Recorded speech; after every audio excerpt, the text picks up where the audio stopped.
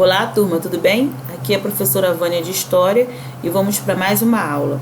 A aula de hoje é a continuação da Revolução Russa. E nós vamos ver que a Rússia vai participar da guerra porque as ambições imperialistas do czar Nicolau II eram mais fortes do que o pedido do povo para não participar na guerra. Bem, em 1914 eclodiu a Primeira Guerra Mundial, ou seja, a Grande Guerra, que se estendeu até 1918.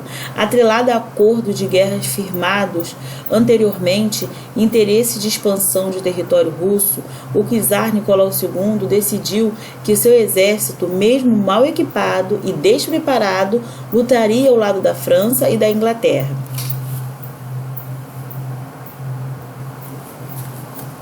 O Império Russo passou a convocar a população masculina produtiva para lutar ou apoiar financeiramente a organização desse exército.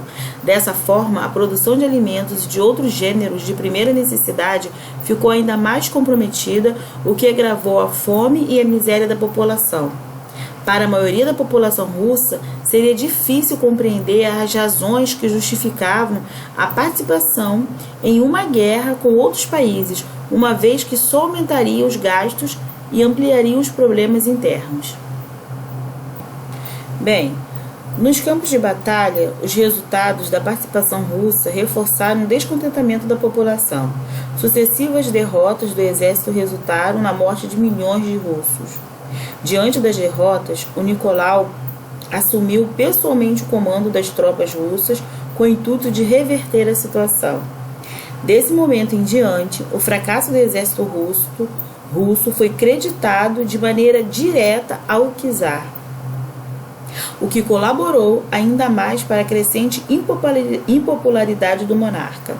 Para piorar a situação, o inverno de 1916 e 1917 foi particularmente rigoroso na Rússia, o que gerou uma crise de abastecimento.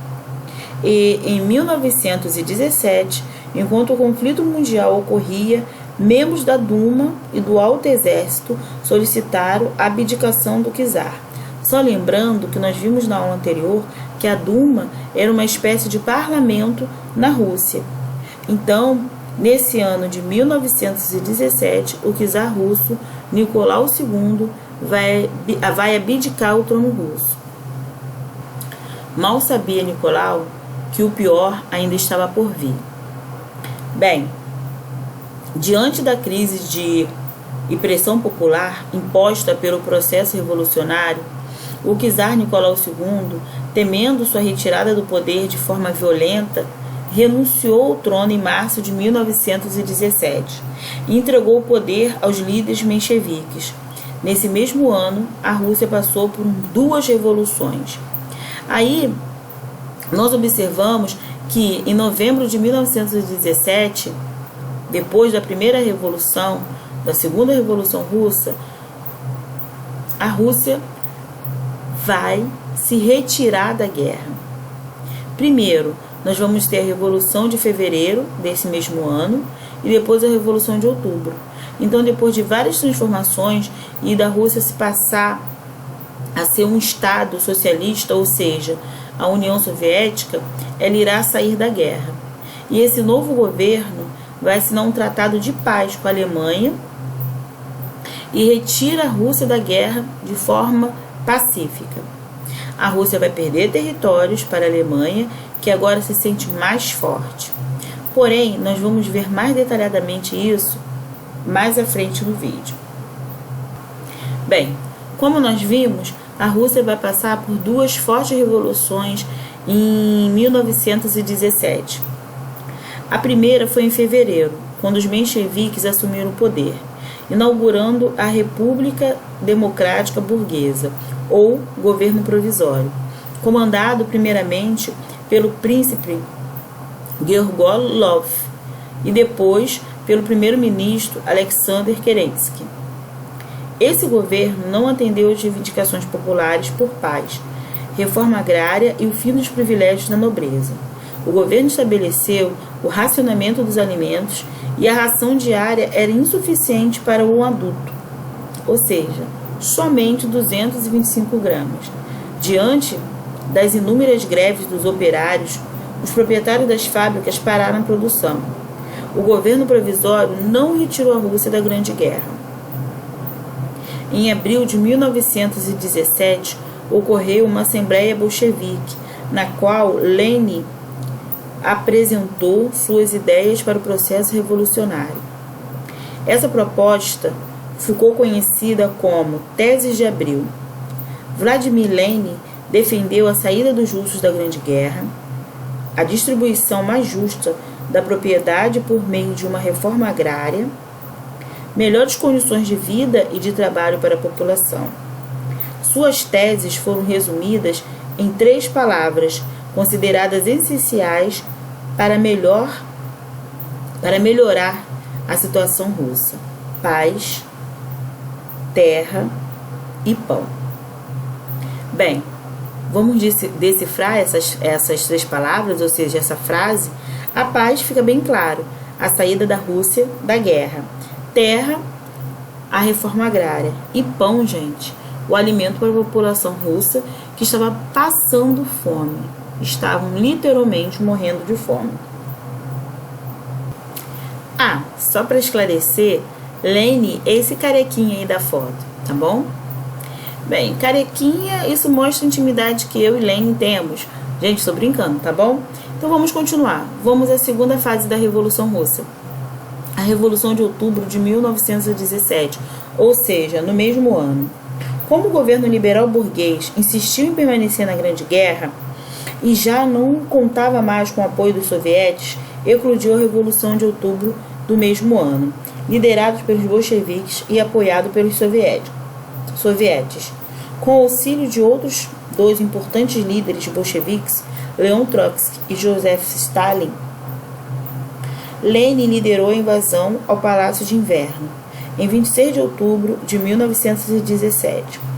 Esse episódio derrubou definitivamente o governo provisório e levou os bolcheviques ao poder.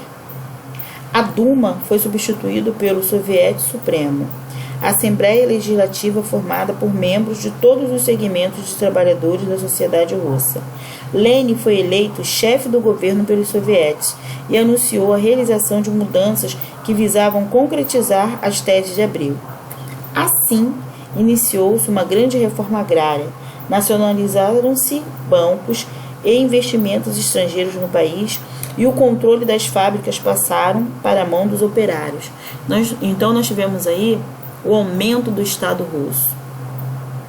A Rússia passou a estatizar as empresas privadas.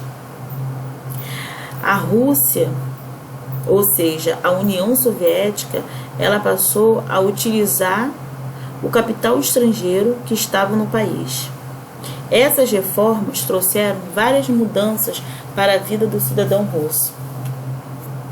Nesse contexto, foi anunciada a retirada da Rússia da Grande Guerra. Finalmente a Rússia saiu da guerra. Firmada com a assinatura do Tratado Brest-Litovsk, em março de 1918.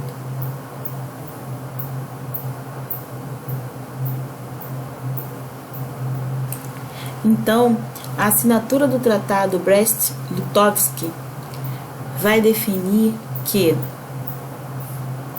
o governo bolchevique russo e as potências centrais do Império Alemão, do Império Austro-Húngaro, a Bulgária e o Império Otomano, em 3 de março de 1918, em Brest, antiga Litovsk, na atual Bielorrússia, pelo qual era reconhecida a saída russa da Primeira Guerra Mundial. Enfim, esse tratado ele é assinado. E Lenin tem aí uma vitória frente ao povo russo. Apesar de adotar e pôr em prática as reformas de base, Lenin não conseguiu resolver os problemas econômicos.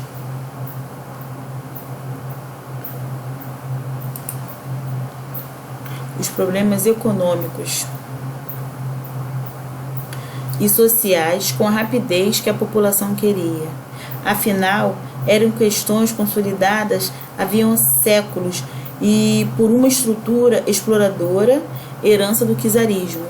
Então não foi de uma hora para outra, como Lenin imaginava, que ele iria resolver todos os problemas de séculos que a Rússia tinha. E mais uma vez quem foi penalizado foi o povo russo. Por quê? O povo russo se viu mais uma vez entre a fome e o desemprego, pois eles não haviam sido vencidos. Aproveitando-se da fragilidade e da agitação pelas quais passava a Rússia, grupos que defendiam a aristocracia ou não gostavam da ideia de uma revolução operária, pois assim iriam perder seus privilégios e teria aí uma sociedade igualitária, adotaram uma postura contra-revolucionária para tomar o poder. Assim, organizaram protestos, sabotaram alguns serviços oferecidos pelo governo e organizaram um exército que ficou conhecido como Exército Branco. E mais uma vez o povo russo se viu em meio a uma guerra civil. Era o Exército Branco contra o Exército Vermelho. Bem, como todos nós já sabemos, a cor vermelha ela representa o socialismo, ou seja, aquele comunismo que foi implantado ali por Lenin. E o Exército Branco simbolizava e representava os opositores da Revolução e também aqueles que queriam a volta de uma monarquia. Então, com isso, os bolcheviques que estavam no poder organizaram o Exército Vermelho, defensor do Estado socialista e comandado por Trotsky. Os camponeses não se associaram declaradamente a nenhum dos lados, contudo, eram propensos a combater os revolucionários brancos, já que estes eram contra a reforma no campo. Nesse contexto, poucos meses depois do começo do governo bolchevique, ocorreu, como eu já havia falado, a Guerra Civil, na qual o Exército Vermelho e o Exército Branco se confrontaram.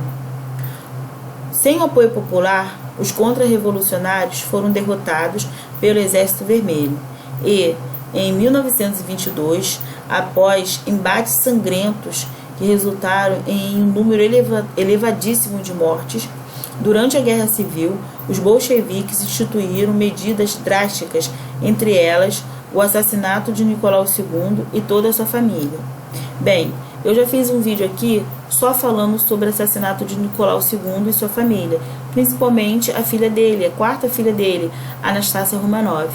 Mas sempre é bom lembrarmos as razões que levaram Lenin a cometer esse assassinato. Nós bem sabemos que Nicolau II tinha família espalhada por toda a Europa. Até o príncipe Philip, marido de Elizabeth II, rainha da Inglaterra, vem a ser parente dos Romanov, ou seja, todos esses familiares estavam querendo saber notícia da família Romanov, que tinha sido colocada em exílio em 1917. Eles tinham sido colocados em uma forma de esconderijo. Eles estavam ali escondidos. Porém, com o avanço da Revolução, Lenin percebeu que se não os matasse, eles poderiam ser transformados em mártires da Rússia. Eles poderiam ser endeusados, o povo poderia passar a segui-lo. Então, em 1918, eles foram todos fuzilados. Isso um ano depois de toda a família e alguns empregados já estarem no cativeiro. Temos que lembrar também que não só a família Romanov foi fuzilada, os empregados que estavam com eles no cativeiro também foram brutalmente fuzilados. E aí, gente, vai ser durante a Guerra Civil que os bolcheviques vão proibir o livre comércio e controlar as produções agrícolas e a industrial em todo o país.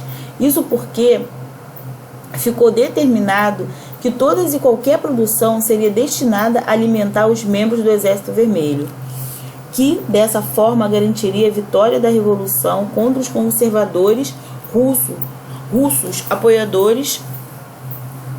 apoiados por diversos países europeus, Então, nós vamos ter aqui uma nova política econômica, aliás, uma economia de guerra, a política econômica de guerra. Essa política econômica de guerra, ela vai se embasar na NEP, ou seja, nova política econômica. E com isso, a população vai passar a viver com privações de alimentos e de outros recursos. Várias doenças irão se espalhar.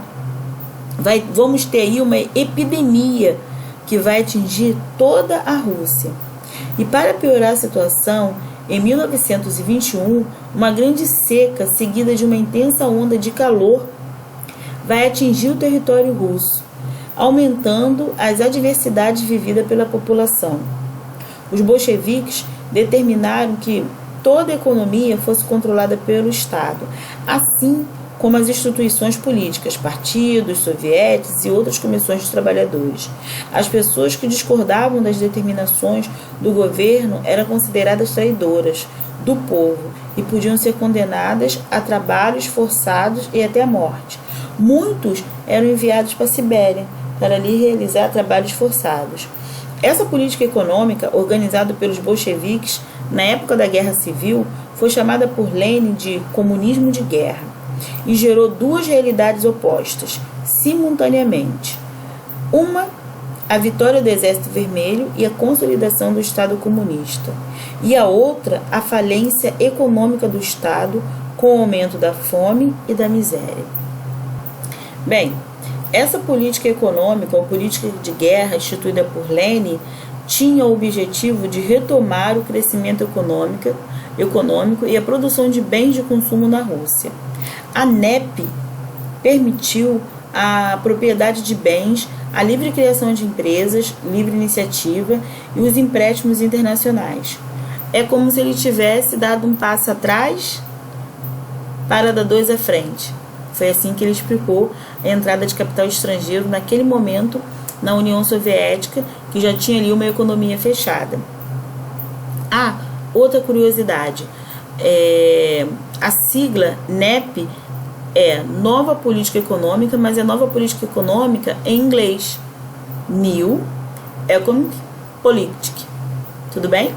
Gente, eu arraso no inglês, né? Bem, vamos voltar então à explicação. Então, com a NEP, o Estado continuava como o principal agente econômico da Rússia e controlava os setores estratégicos, ok? Os setores econômicos retornaram à produção e a economia russa começou a mostrar os primeiros sinais de melhora. Nesse período, foi criado o Partido Comunista, que se tornou o único partido legal no país. O governo tornou-se cada vez mais autoritário. O uso de campos de concentração e de prisões em massa passou a ser comum. Em 1922, o Partido Comunista criou a União das Repúblicas Socialistas Soviéticas, ou seja, a URSS, ou União Soviética, que unia todas as repúblicas que estavam subordinadas ao governo bolchevique. Durante a implantação da NEP, Lenin ficou seriamente doente e teve de se afastar para o interior da Rússia, apesar de continuar governando o país. Porém, sua saúde foi piorando, e assim como a sua relação com Stalin, que representava o governo, que o representava no governo. Os dois discordavam em relação à forma de como a Rússia deveria se relacionar com os países vizinhos ou como a política de recuperação econômica do país devia ser conduzida. Lenin morreu em janeiro de 1924 e Stalin assumiu o seu lugar na presidência da União Soviética.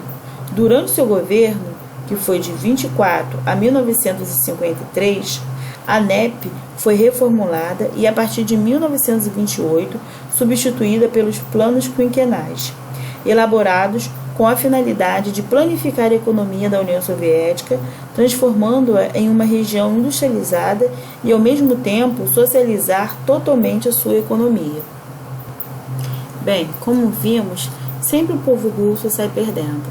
Agora nós vamos ter Joseph Stalin versus Trotsky e a formação da União Soviética das Repúblicas. União das Repúblicas Socialistas Soviéticas, tudo bem? Ou seja, União Soviética, URSS. Bem, com a criação da União Soviética, a capital passou a ser Moscou. Contornada a turbulência dos anos da Guerra Civil, a União Soviética se reorganizou e concretizou a passagem para o sistema socialista. Nessa transição, foram impostas muitas restrições à liberdade individual, como a proibição de qualquer oposição ao governo. Quem se opusesse seria considerado inimigo da Revolução e traidor da República Soviética. As disputas entre Trotsky e Stalin ocorreram logo após a morte de Lenin, em 1924. Trotsky defendia a ideia de uma revolução permanente, de forma que o ocorrido na União Soviética se transformasse em um modelo para os movimentos revolucionários socialistas em outros países. Ele acreditava que assim os países socialistas formariam um bloco com o objetivo de oferecer ajuda econômica mútua e que, com o tempo, o socialismo se tornaria a nova realidade em todo o planeta. Porém, Stalin, ele defendia a consolidação do socialismo primeiro na União Soviética. Ele acreditava que a União Soviética devia se concentrar, resolver seus problemas internos, sem fazer referência nenhuma dos movimentos revolucionários e socialistas nos demais países. Ou seja, ele era adepto da ideia de um socialismo em um único país. Stalin venceu essa disputa e, em 1927, implantou uma ditadura caracterizada pela violência social e política por meio de instrumentos como tortura aos oponentes, a censura à imprensa e a perseguição política. Nesse contexto, Trotsky foi exilado e acabou assassinado a mando de Stalin em 1940, no México. Gente, só uma curiosidade. Trotsky, quando esteve ele e sua esposa no México, eles acabaram ficando hospedados na casa de Frida Kahlo e na companhia do esposo dela. Porém, como nós sabemos, Frida era uma mulher totalmente à frente do seu tempo e acabou tendo um caso com Trotsky, ok? Isso fez com que o marido dela descobrisse, ficasse, lógico, insatisfeito com esse romance dos dois e colocasse Trotsky para residir em uma casa separada do casal, mas porém ali próximo, no México. E isso facilitou a chegada, né, das pessoas enviadas por Stalin e culminou no assassinato de Trotsky, lá no México, em 1940. Bem, na economia ocorreu a efetivação dos planos quinquenais, marcado pela total intervenção do Estado. Essa política econômica perdurou até a morte de Stalin, em 1953. É interessante a gente também lembrar que Stalin ele fez tudo para acabar com aquela visão, com aquele período que nós chamamos de leninismo, tá? Então ele quis instaurar ali um stalinismo, ou seja, um período em que ele fosse um único, em que só ele fosse lembrado, em que ele fosse um ditador. E aí, gente, começou o que nós chamamos de hoje de Photoshop, né, ou fake news. Stalin, ele fazia uso até de manipulação da foto. Aqui eu coloquei ao centro do vídeo uma foto em que ele manipulou, ele mandou retirar a imagem de uma outra pessoa que estava ao lado dele. E ele fez isso com algumas fotos, fez isso com fotos do discurso de Lenin, que ele queria tirar Lenin da mente da população e se colocar como único e soberano. Temos também que lembrar que o sistema que foi implantado na União Soviética passa longe do comunismo idealizado por Karl Marx e Friedrich Engels. Tudo bem? O que foi implantado na União Soviética foi uma ditadura comunista, onde até mesmo os trabalhadores que se negavam a trabalhar para o Estado, ou seja, fazer os serviços forçados nos campos coletivos para o Estado, eles eram enviados para campos de trabalhos forçados na Sibéria, onde morriam. Milhares de pessoas morriam, não só os trabalhadores agrários, os trabalhadores rurais, mas também qualquer pessoa que se colocava contra o regime revolucionário, assim como ocorreu com Trotsky. Então você tem que entender, tem que ficar claro para você que até hoje não surgiu uma sociedade que fosse comunista ou socialista que seguisse fielmente o modelo de Karl Marx. Nem a União Soviética ela foi, nem Cuba e nem nenhuma outra nação foi ou é ultimamente, tá? Ou é atualmente. Nós podemos até fazer uma comparação do que Marx queria com algumas civilizações indígenas que não utilizavam a moeda. Mas essa é uma comparação um pouco longe do que nós queremos, do que eu quero explicar para vocês. Tudo bem? Então, tudo aquilo que foi implantado ali na União Soviética, mais à frente nós vamos ver que vai ser implantado também em Cuba, em outros países que adotaram o socialismo, o comunismo, não é o que Karl Marx falava. Não é a síntese que Karl Marx falou em seu livro, em que ele escreveu em toda a sua análise sobre o capitalismo. Tudo bem, turma? Então, termino aqui mais uma aula e espero que vocês fiquem bem. Até a próxima.